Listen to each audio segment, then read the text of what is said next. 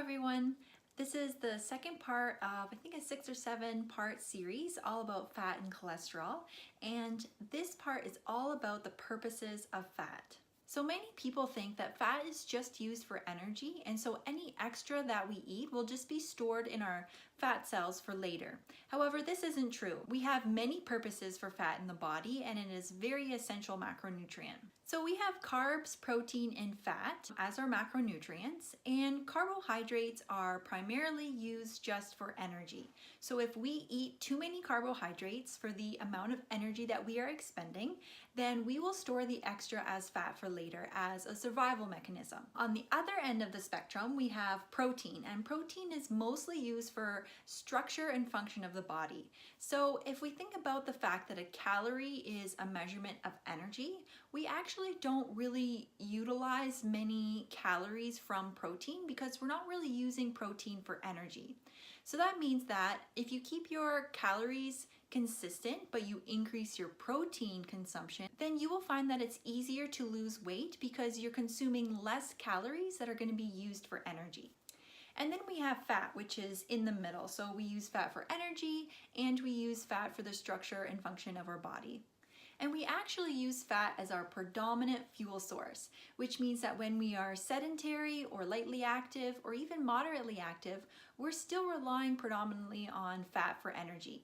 We're always burning a mix of carbohydrates and fat for energy, but like I said, when we're sedentary or lightly active, then we are relying more on fat. So this is a reason or a case that we should be consuming even fewer carbs, or at least being more aware of how many carbs we're eating, because we really want to make sure that we're matching our carb intake with our energy expenditure. So I just want to note that if you are looking to maintain or lose weight, then it's really important that you're paying attention to the calories that you're taking in and the calories that you're expending. If you need help calculating how many calories you should be shooting for, then you can definitely email me and I can help you out with that. But if you're looking for weight loss, then the most important thing is to really be watching your calories. Fat as well as protein are 100% essential for life. So that means that we cannot survive very long without eating fat or protein. However, interestingly enough, we can survive without eating any carbs at all, which makes carbohydrates non-essential. Fat is involved in hormonal balance, reproductive health, as well as your immunity.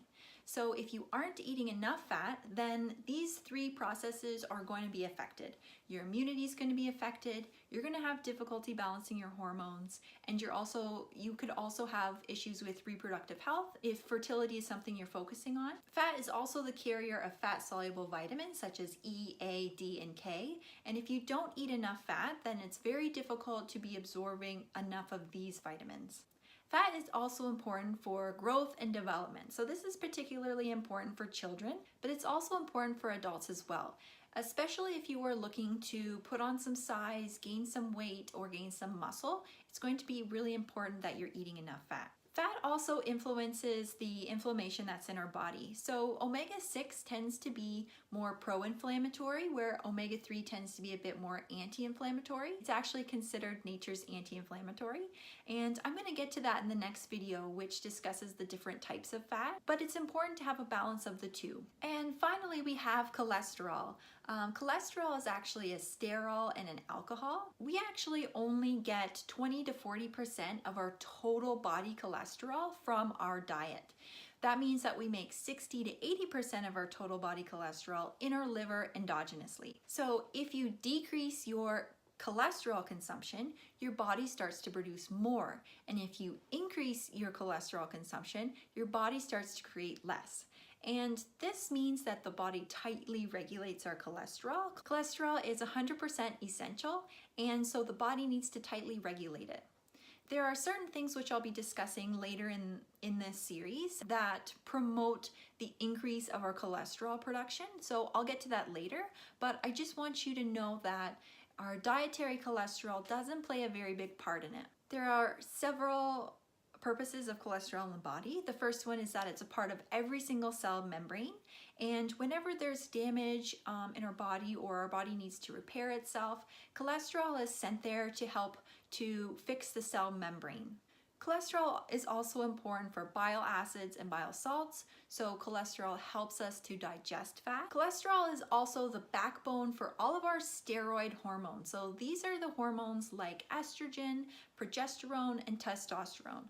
If we're not getting enough cholesterol or our cholesterol balance is off, then we directly affect those hormones.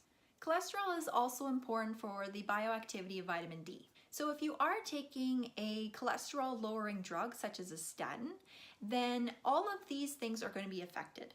So if you are taking a cholesterol lowering drug, you're going to have difficulty balancing your steroid hormones. So that means that your estrogen and your progesterone and your testosterone are going to decrease.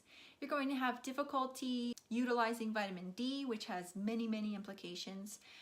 You're also going to have difficulty digesting fat, and your body's ability to repair cell membranes is going to be inhibited as well. So that's it for this video. As you can see, fat has many purposes and many fates within our body. When we eat fat, it doesn't just go towards energy, it actually goes to every single cell membrane, and it's also used for many other purposes around the body. The next video is all about the different types of fat and which foods you should be eating more of to get enough healthy fat, and which foods you should be avoiding to make sure you're not eating the unhealthy types of fat. So if you have any questions at all, you can email me or comment below.